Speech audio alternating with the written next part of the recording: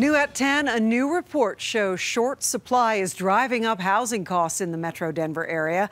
Real estate research firm Zillow says residents in Denver can expect to pay almost a third of their income on rent.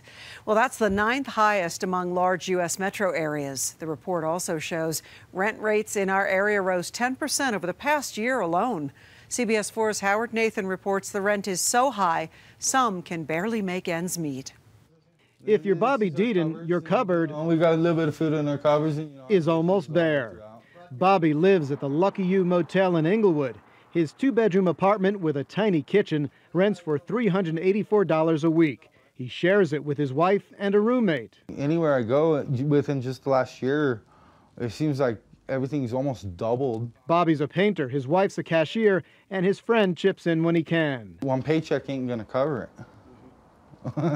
Plain and simple. If I didn't have my wife to back me on anything, there's no way I could live. How much does the rent chew up their combined paychecks? Just a little over 2/3. Zillow, a real estate research firm, says the rent in Denver consumes roughly 1/3 of a renter's paycheck.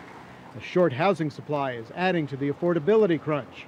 Just up the road in South Denver, we have a small patio out in the back. Ashley Baumgardner, a second-grade teacher, shares a 1-bedroom apartment with her boyfriend.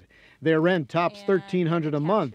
Individually, a third of their paychecks would cover the rent, but they're still feeling a pinch in their pockets. We looked up in the Highland area, and to get this space, it was a lot more expensive. So we came south a little bit, and we got more than we would have there. But how does Bobby make ends meet? So a lot of belt tightening?